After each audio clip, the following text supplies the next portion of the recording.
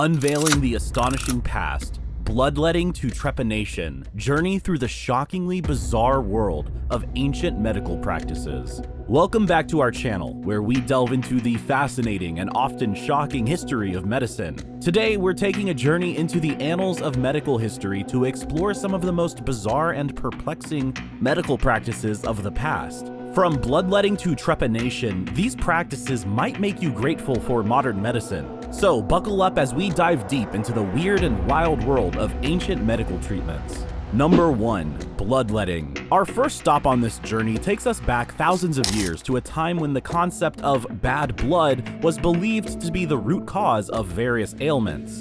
The practice of bloodletting, with its origins in ancient Sumeria and Egypt, reached its peak during the classical eras of Greece and Rome. Visionary figures like Hippocrates and Galen advocated for balancing the humors through this practice. Imagine walking into a barber shop and being offered a haircut, a shave, and a bloodletting session. Sounds bizarre, right? Well, this was a reality in medieval times when bloodletting was prescribed for everything from a fever to the plague. Despite its potential danger, this practice endured until the 19th century. Leeches even joined the party, sucking blood directly from the skin. Interestingly, leech therapy still has a place in modern medicine, used in controlled bloodletting and treating specific rare conditions. While the past might leave us scratching our heads, it's a reminder of how far medical practices have come. Number 2. Mercury. Mercury, infamous for its toxicity, was once employed as a widespread elixir and topical remedy. Ancient Persians, Greeks, and 2nd century Chinese alchemists believed in its beneficial properties. They valued liquid mercury, also known as quicksilver, and red mercury sulfide for their alleged ability to enhance longevity and vitality. There were even claims by certain healers that consuming concoctions containing poisonous elements like mercury, sulfur, and arsenic could grant eternal life and the power to walk on water. The Chinese Emperor Qin Shi Huang, a prominent victim of such practices, is said to have passed away after ingesting mercury pills aimed at bestowing immortality. From the Renaissance up to the early 20th century, mercury found usage as a common treatment for sexually transmitted diseases such as syphilis. Although some reports indicated success in combating infections, patients often succumbed to liver and kidney damage caused by mercury poisoning. Number 3. Animal dung ointments. In ancient Egypt, a highly organized medical system featured specialized doctors treating specific ailments. However, their prescribed remedies often fell short. Lizard blood, deceased mice, mud, and moldy bread served as topical applications, and women were at times given horse saliva for low libido. Most repulsively, Egyptian physicians employed human and animal excrement as a universal remedy for ailments and injuries. The Ebers Papyrus from 1500 BC extolled donkey, dog, gazelle, and fly dung for their curative prowess and ability to repel malevolent spirits. While these unsavory methods occasionally resulted in infections, research indicates that certain animal dung types harbored antibiotic agents, suggesting some efficacy amid the distaste. Number 4. Cannibal Cures.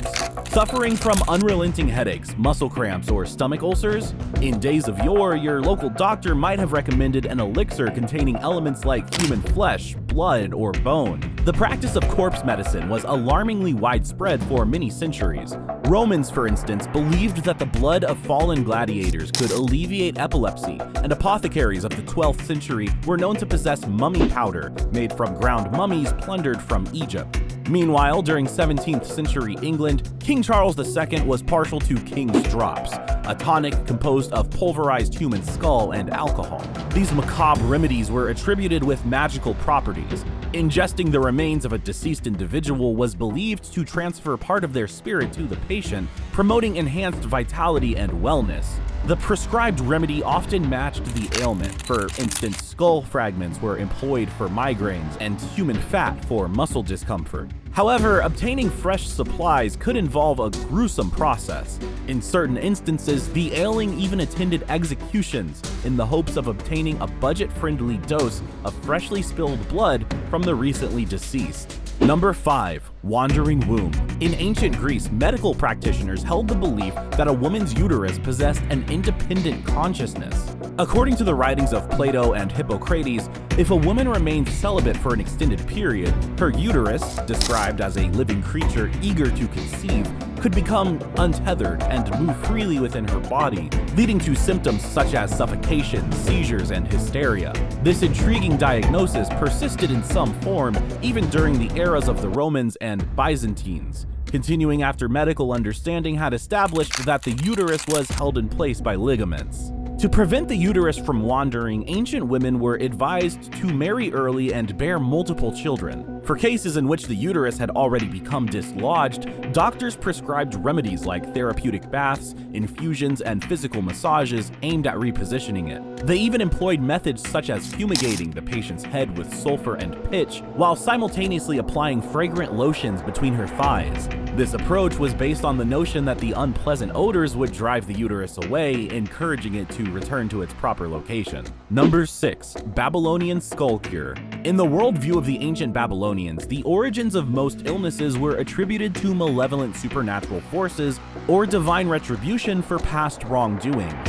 The role of doctors in this context was often more akin to that of priests and exorcists rather than modern-day physicians. Their remedies frequently incorporated elements of magic. For instance, if a patient displayed teeth grinding, the healer might interpret this as an attempt by a deceased family member's spirit to communicate during sleep. Based on ancient necromantic texts, the doctor's advice would involve sleeping next to a human skull for a span of 1 week, intended as a method of expelling the haunting spirit. To ensure the efficacy of this unsettling treatment, the tooth grinder was also instructed to kiss and lick the skull 7 times each night. Number 7. Trepanation. Our journey concludes with the ancient practice of trepanation, an unsettling yet surprisingly survivable form of surgery. Dating back around 7,000 years, trepanation involved drilling holes into skulls to treat various conditions. While the origins remain shrouded in mystery, it's believed to have been used for ritualistic, medical, and even spiritual purposes. Astonishingly, evidence suggests that many patients lived through this invasive procedure. Trepanation wasn't limited to curing illnesses. It was used for relieving pressure, addressing epilepsy, and even cleaning out bone fragments left behind by skull fractures. It's a chilling reminder of the lengths our ancestors went to confront health challenges, a testament to human resilience and the quest for understanding the complexities of the human body. And there you have it, a captivating glimpse into the bizarre medical practices of the past. From bloodletting to trepanation, these practices might seem outrageous today, but they shed light on the evolving understanding of the human body and the quest for health and longevity. As we reflect on these historical practices, let's be grateful for the incredible advancements in modern medicine that have shaped the way we care for our bodies today. If you found this journey through medical history as intriguing as we did, don't forget to like and subscribe for more fascinating explorations. Thanks for watching, and until next time, stay curious and stay healthy.